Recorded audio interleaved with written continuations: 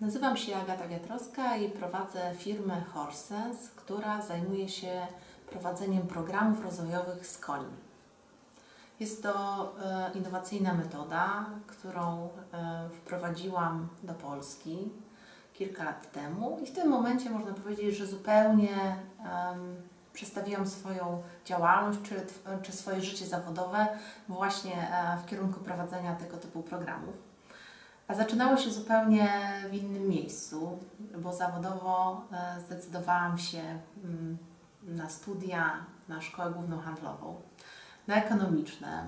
Jak kończyłam te studia, to miałam taki moment, że właściwie uznałam, że w twardą rachunkowość pójdę, w audyt, interesowały mnie instrumenty pochodne i to, jak się zarządza ryzykiem. I zdecydowałam się na pracę w firmie konsultingowej PricewaterhouseCoopers. W tym momencie to jest firma, która się nazywa PwC. I zaczęłam bardzo standardowo, ambitnie od pracy audytora, konsultanta i pracowałam w ten sposób w 2 krajach przez prawie 9 lat. Ale gdzieś na dnie serca przez cały czas, bo już były wcześniej i były też w trakcie tej pracy, były konie i pasja do tych zwierząt. I one tak sobie kiełkowały, były obecne w moim życiu hobbystycznie. I w pewnym momencie zaczęła do mnie przedzierać się taka myśl, że jest w kontakcie coś z tymi zwierzętami, co mi się przydaje w pracy, że to się jakoś tak przyplata. Jeszcze wtedy zupełnie nie widziałam, że jest coś więcej, co na świecie już się dzieje w takim obszarze. Ale takim momentem przełomowym było, jak kiedyś zrobiłam taką kampanię społeczną w firmie, która miała na celu zmotywować ludzi, żeby wychodzili wcześniej do domu, żeby zachowali swój taki work-life balance, czyli pracowali, ale też żeby byli trochę w domu z rodziną i ze znajomymi. I zrobiłam takie plakaty, w których konie stoją w boksach, a my wtedy jako konsultanci pracowaliśmy w boksach. Czyli mieliśmy takie boksy, w których siedzieliśmy na co dzień i pracowaliśmy przy komputerach. I te konie stały w tych boksach i miały taką chmurkę, na której galopował wolny koń na zielonej łące. I te konie, rozmawiając między sobą, mówi: ty stary, czy ty uwierzysz w to, że kiedyś ponoć galopowaliśmy po wolnych, zielonych łąkach? I to był taki moment, w którym chyba się gdzieś rodziła we mnie potrzeba zmiany i jakiegoś trybu życia, wolności, też powrócenia do pasji. I to był moment, w którym się zdecydowałam, żeby poszukać, co się tam na dole serca zaczęło rodzić.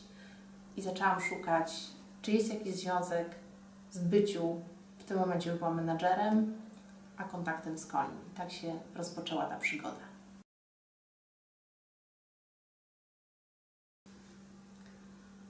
Czynniki, które mnie zmotywowały do tego, żeby poszukać zupełnie innego zajęcia, to z jednej strony była pasja,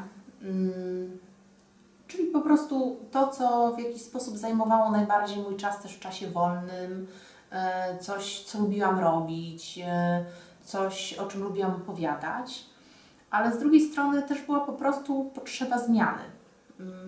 Po kilku latach pracy, która oczywiście była bardzo różnorodna, bo to była praca konsultingowa, spotykałam się z bardzo dużą ilością ludzi, miałam przeróżne projekty, ciągle nowe organizacje. Chciałam spróbować może trochę tak przekornie też pracy na własny rachunek, spróbowania czegoś innego, tak jakby wywrócenia tego, co już było.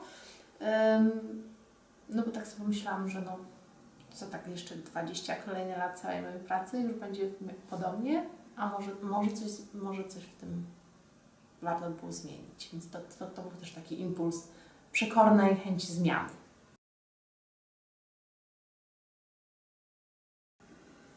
Jeszcze takim zjawiskiem, z którym się można spotkać, jak się rusza na ścieżkę przedsiębiorczości jako kobieta, to są różne takie obawy albo słowa, albo pytania, które możemy usłyszeć od też często od najbliższej rodziny, tak? Od męża, od mamy, od no może nawet jakiejś jakby przyjaciółki. I mi się wydaje, że to są pytania, które trochę podważają takie poczucie pewności siebie na początku, które są, tak jak na nie teraz patrzę, związane jednak ze stereotypem. Bo jak powiedzmy młody mężczyzna otwiera w swoim garażu jakiś warsztat i zaczyna dziarsko go malować, to słyszy jaki przedsiębiorczy. To ma po prostu rozmach. Natomiast jak kobieta zaczyna na przykład się szkolić, żeby zacząć prowadzić szkolenia, to słyszy, czy ty to przemyślałaś?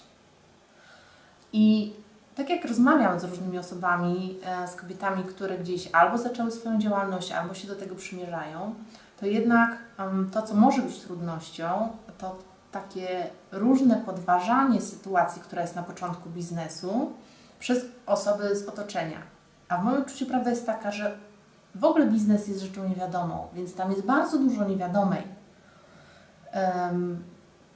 I nie ma co czekać na to, że się będzie wszystko wiedziało i już się odpowie na te wszystkie pytania, które są jakby zadawane z otoczenia, bo tego nigdy nie wiadomo. Natomiast to oczywiście może być trudność i trzeba wtedy według mnie jednym uchem wpuszczać, drugim wypuszczać i robić swoje.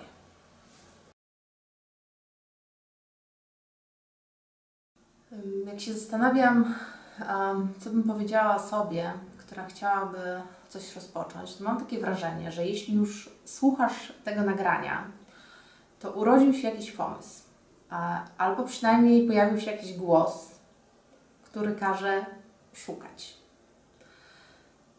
I właściwie to, co mogę powiedzieć, to, że to już on się nie uciszy.